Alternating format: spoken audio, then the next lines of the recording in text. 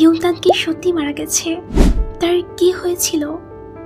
BTS V এর পোষা কুকুর ইয়ুনতান, যাকে বিটিএসের ফ্যানরা অনেক বেশি ভালোবাসত, 2017 ডিসেম্বর মাসে ভি ইয়ুনতানকে অ্যাডপ্ট করে এবং অ্যাডপশনের সময় ভিকে জানিয়ে দেওয়া হয় যে ইয়ুনতানের হার্টে একটু প্রবলেম আছে, কিন্তু তবুও ভি ইয়ুনতানকে অ্যাডপ্ট করে।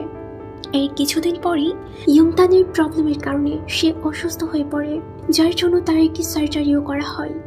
সেই সার্জারি সাকসেসফুল হলেও ডক্টররা বলেছিলেন যে ইয়ুনতান হয়তো বেশি দিন বাঁচবে না। আর এই সম্পূর্ণ ঘটনাটা ভি আর্মিদেরকে জানিয়েছিল। আর গতকাল অর্থাৎ 2 ডিসেম্বর ভি তার ইনস্টাগ্রামে একটা স্টোরি শেয়ার করে, যেখানে সে বলে, হ্যালো আর্মি, আপনারা একটি উষ্ণ বছর শেষ করতে যাচ্ছেন। আবহাওয়া এখনো ঠান্ডা হয়নি। মূলত এই পোস্টটি করার কারণ, আমাদের ইয়ুনতান তার কুকুর বন্ধুদের সাথে একটি লম্বা সফরে গিয়েছে। এই খবরটা আপনাদের কিভাবে দিব এটাই ভাবছিলাম, কেননা আপনারা সবাই ইয়ুনতানকে অনেক ভালোবাসা দিয়েছেন। আপনাদের কাছে চাইবো, আপনারা ইয়ুনতানের সম্পর্কে ভাবুন, যেন সে তারকাদের মধ্যে সুখী হতে পারে। ধন্যবাদ আর্মি।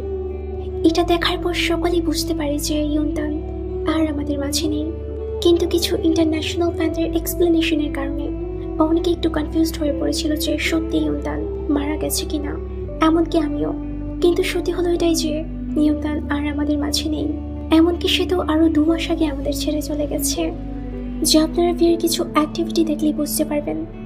যেমন ইয়ুনতানের পুরনো পোস্ট ও ভিডিওগুলোতে লাইক করা, কমেন্ট করা, এমনকি অন্যান্য কুকুরদের সাথে বিভিন্ন ধরনের ইমোশনাল পোস্ট শেয়ার করা, যেটা বিগত 2 মাস ধরে করে আসছে। আর সকল ডটকে কানেক্ট করে আপনারা বুঝতে পারবেন যে আসলে কি হয়েছে। ইয়ুনতান আমাদের যতই ছেড়ে চলে যাক, সে সারা জীবন আমাদের স্মৃতি হয়ে বেঁচে থাকবে। তো এই ছিল আজকের ভিডিও। দেখা হচ্ছে অন্য একটি নতুন ভিডিওতে।